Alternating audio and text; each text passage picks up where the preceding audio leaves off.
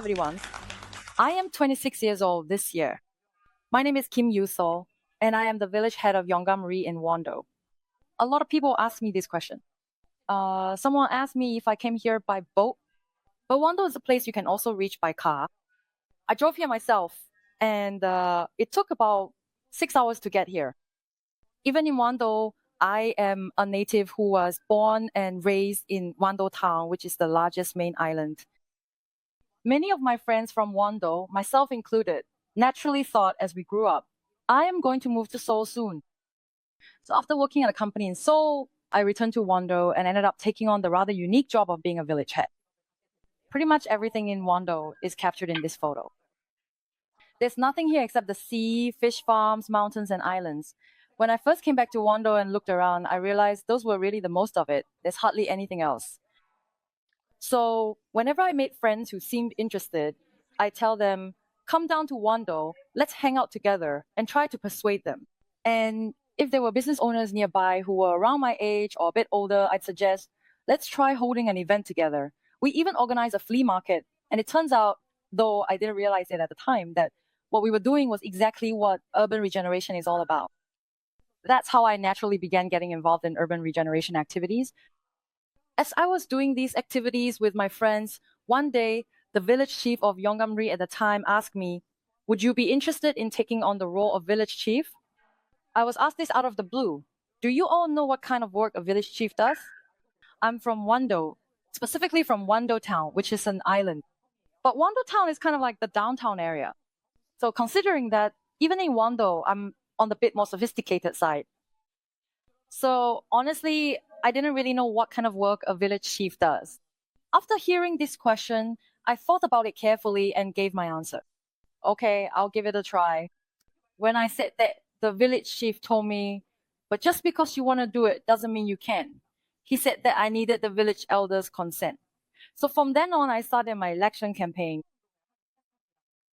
When there was an event in the village, I went there and introduced myself and my background. Also, I would go around and take photos for people, even if there wasn't a particular reason. After making such an effort to show my face, at the next village meeting, the village chief officially put me forward as a candidate for village head. At that time, there was one other candidate besides me, and everyone in the village knew him well and would say, oh, that family is great. He was a respected elder whom everyone trusted, so there was a time for each candidate to share their aspirations, but when it was his turn, he just stood up and said, well, if a young person wants to do it, and then just sat back down. So unintentionally, I ended up receiving his support. Even so, I still felt a bit nervous. When I get nervous like I am today, sometimes my mind suddenly becomes really sharp. So I thought of something that I could say at the moment. The elders knew the village well, more than I ever could, but I knew a lot about things outside of that. So I said, please pass me your knowledge on the village, and I'll work hard on that, using what I know about other things. When I said this, everyone seemed pretty satisfied, but since I was still young and not even married yet, they were worried that I might leave. After some thoughts, I mentioned that my grandfather also used to live in this neighborhood a long time ago. And then everyone's expressions changed. They asked my grandfather's name, so I told. And when I did, they responded, a good family. And just like that, they made me the village head. That's how I became the village head, and now it's been 2 years. Currently in Wando, which I once thought had nothing when I first returned, I've gathered some local friends who are good at causing a stir like me, and we formed a youth organization called Wanmangjingchang. We're active with that, and I even run a photo studio myself. Listening to me talk now, I probably sound like someone who really loves Wando, but when I was younger, I actually found Wando really stifling and always thought about wanting to leave as soon as possible. I'm sure other friends, especially those living in the countryside, have felt the same way as I did. My dream was to become a designer, but at that time, there wasn't a single art academy in Wando where I could prepare for college entrance exams. So I started searching online. When I looked up how to become a designer, I found that all the good opportunities were in Seoul. All the decent academies were in Seoul. So when I was in my 3rd year of high school, I started getting prepared to move. I looked for jobs, researched academies, and worked hard to get ready. After I finished preparing, I told my teacher and my mom about my plan. Honestly, I thought they would be against it, but there is this old Korean saying, Horses go to Jeju, people go to Seoul. So nobody disagreed. They just thought I was going a little earlier than my friends. So they let me go without any objection. And I came up to Seoul.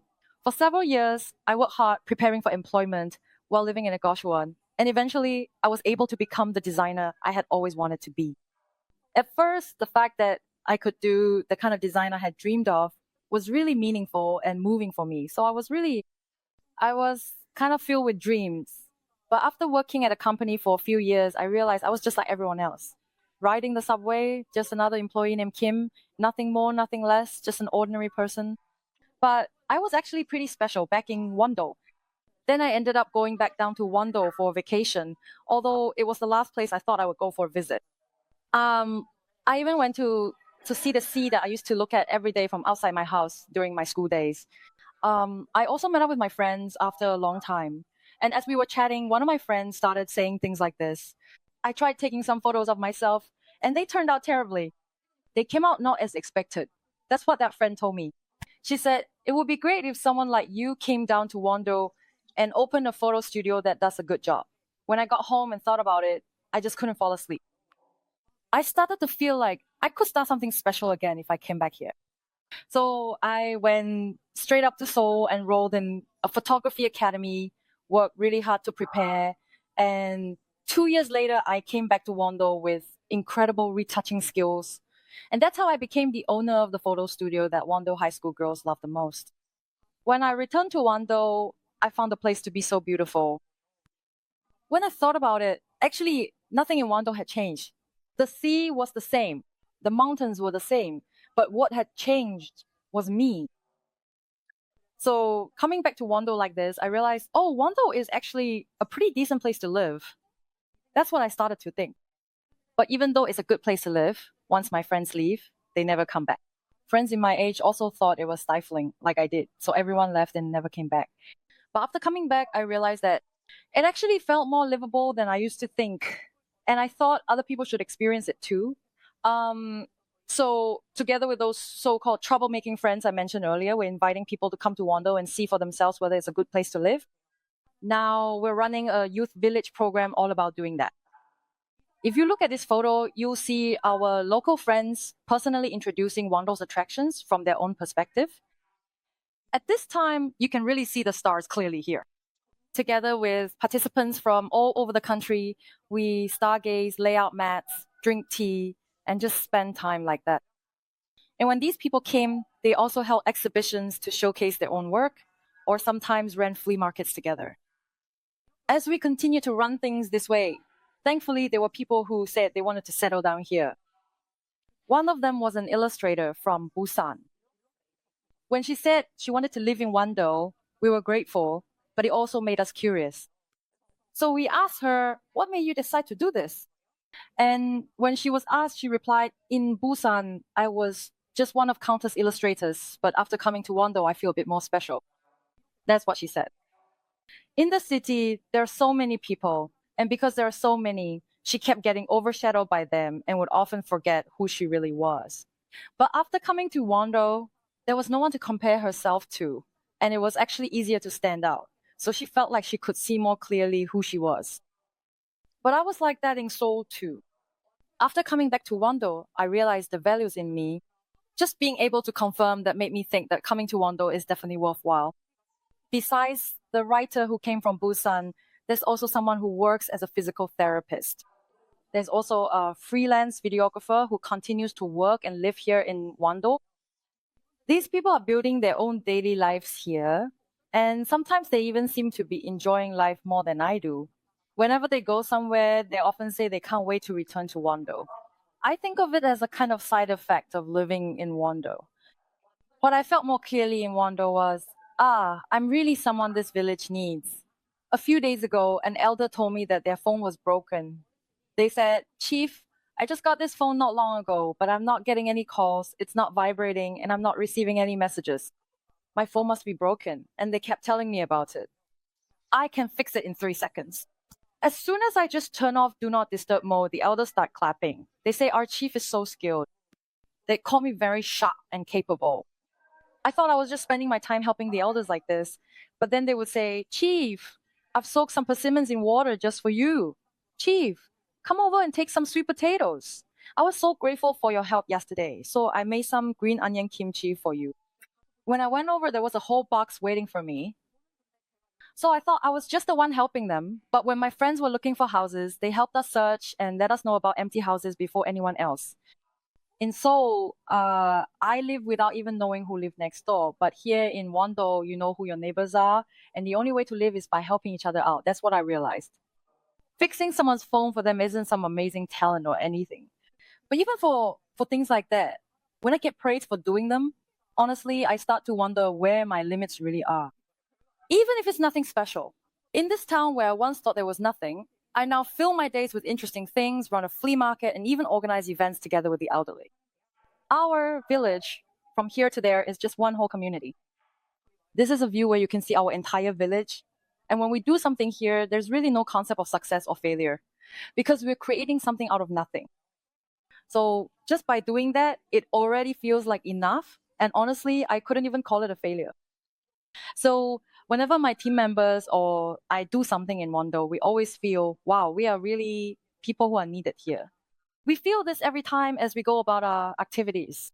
There are actually a lot of young people running programs like this in various regions because there are those who create opportunities for others to connect with local areas.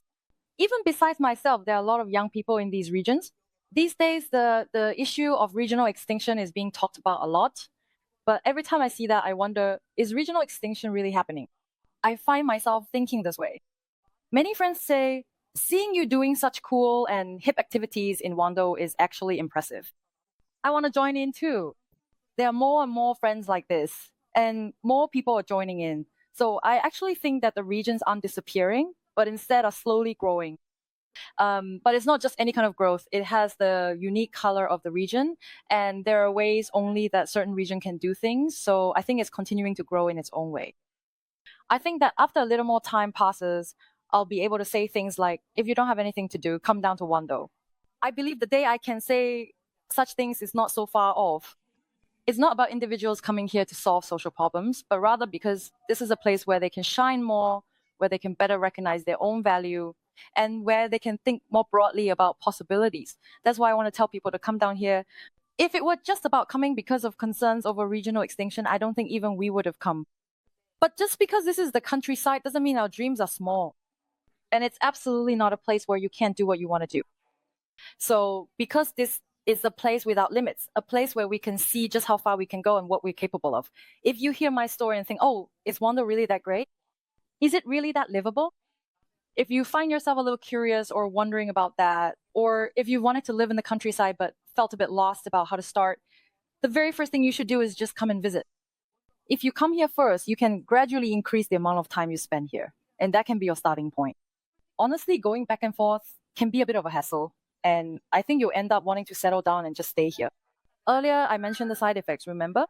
Once you leave, you start wanting to come back. That's why I think the most important thing is to have a place where you can leave anytime you want, but also come back anytime you want. That's how it should start. I want to create opportunities for many young people to experience Wando, just like now. And I also want to organize events where different generations, like our elders, can interact and bring to light things that were hard to be recognized.